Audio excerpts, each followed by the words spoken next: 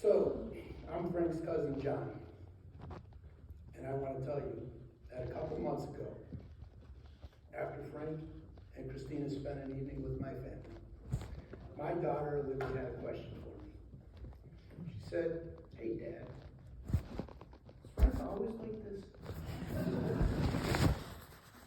Seems like a pretty simple, straightforward question.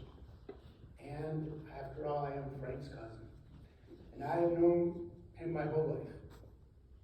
And I know the answer. But the question itself has a lot of meaning to me.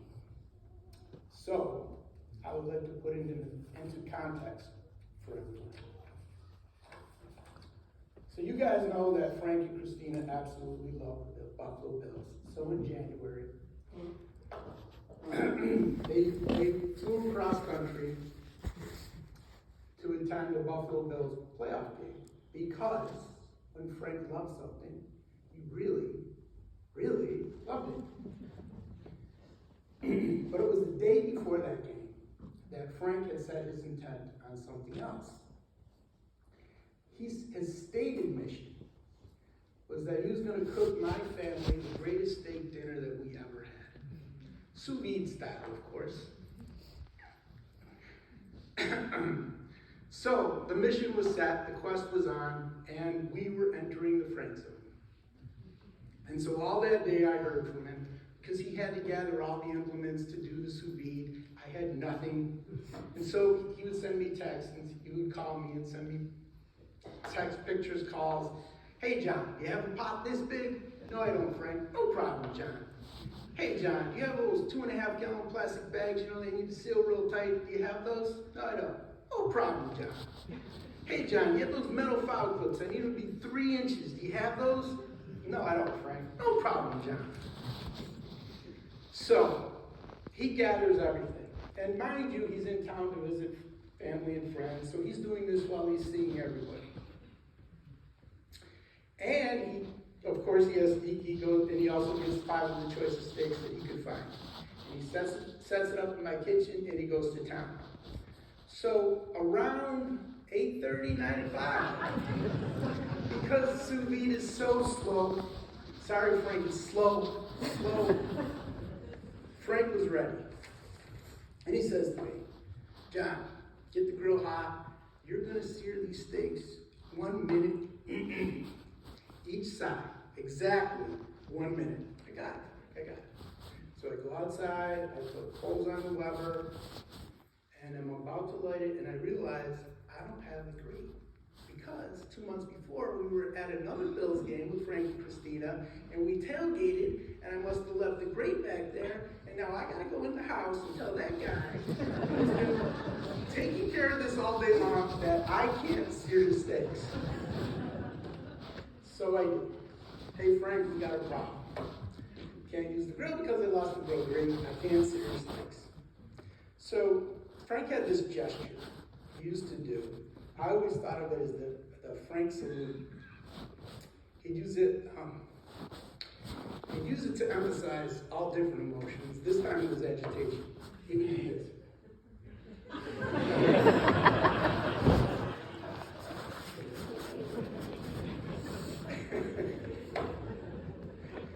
So he figures it out. He grabbed one of my work stainless steel frying pans, and well into the evening, the dinner was served, and I am not going to lie, it was fantastic. And I remember cutting my first bite of steak and putting it to my mouth, and I look over, and Frank's face is this far from me. He wanted to know that I enjoyed that steak so much. So, after Frank and Christina left, Olivia had to know, "Was Frank always like this?" And I just nodded. I said, "Yeah, awesome, isn't it?" And she nodded, "Oh yeah." So was he always like this? So all of you who knew Frank as a child, you'll never forget that force of nature. For the rest of you, just close your eyes and try to imagine taking all of the zeal and the drive and the energy of adult Frank and stuff it into a red-cheeked 10-year-old Frank. And if you have a hard time remembering it, you just have to stuff, you gotta stuff it harder. Because I'm telling you, it was a really, really tight fit. Energy-wise, that kid came mission ready. But he's 10. He didn't have a mission, except for the ones that he concocted on the fly. And just like the adult Frank, the child Frank was always at the center of the action. I remember he'd get a look in his eye, and the Frank salute would go up, even back then. And that's when the cousins knew something was going down, something was going to happen. We might not know what it was going to be, but it was going to be so good. And Frank told me, when he would reminisce, he told me that when he was younger, even younger, our grandmother, Grandma Q, would watch him while I think Uncle Frank had been going to school and Aunt Harlow was working. Now, Grandma Q, she was an Italian immigrant, and she was honestly the most calm and tranquil person you could ever imagine. But Mission Ready Frank could alter anyone's tranquility. Frank told me that he remembered her lament. Hey, Frankie, why you want to make me cry? So today, we know what became of the boy. Frank took all that gifted life force and incorporated it with a limitless curiosity and boundless courage, and with Christina, created an absolute masterpiece of a life. And as I bear witness to it, I am fully aware that I do not have the words to do it justice. And so I need to say this. Hey, Frankie, why you want to make me cry? But I do have some words to describe Frank. Let's start with dynamic and charismatic. Dynamic. You have to admire how Frank pursued his passions. In his younger days, he was a rock climber. He enjoyed backcountry hiking and camping. He was a scuba diver, a skier, a beekeeper. He was a pilot and owned a plane. He was a sailor, and he sailed Liberata on the San Francisco Bay. He traveled all over the world. And I'm not talking about Bahamas and beaches and Mai Tais, maybe Mai Tais. But for Frank and Christina, it was places like Southeast Asia, and Turkey, and North Africa, El Salvador, Fiji, and Slovenia.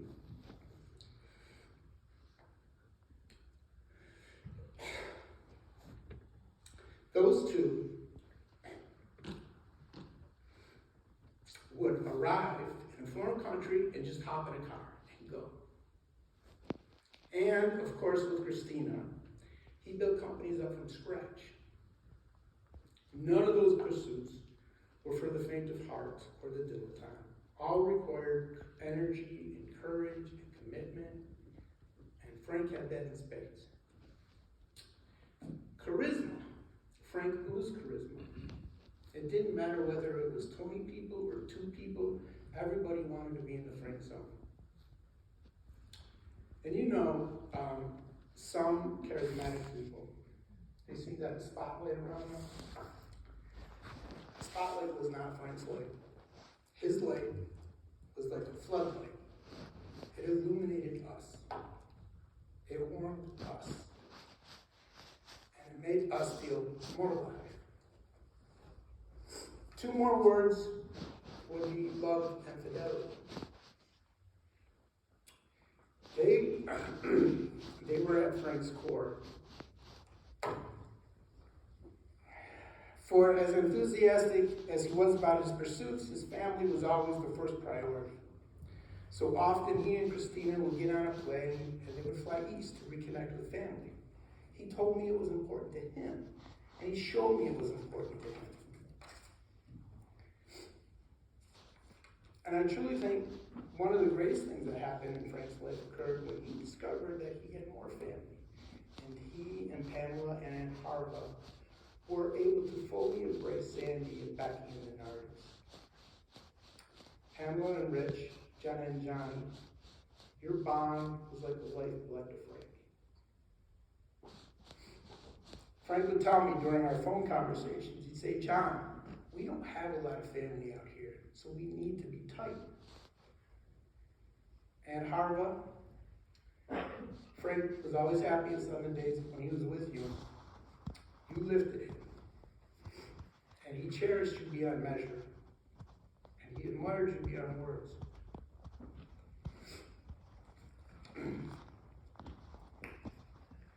Christine, I remember as if it were yesterday when he first told me about it. And I could tell right away that he knew you were the one who could run stride for stride with him and be side by side with him and you built your life together. Amanda, you are a chip off the old block, and your dad is so proud of your strong will and courage. You were his treasure.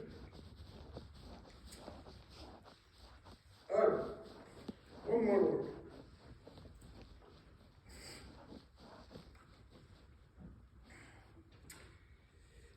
There's one more word I'm going to use in this generosity. See, Frank was a champion. He was my champion. He was our champion. I know Frank meant his quest to be shared with us, so that we could feel the spark of life that was so powerful. For that, Frank, I will speak for everyone here and say we are eternally grateful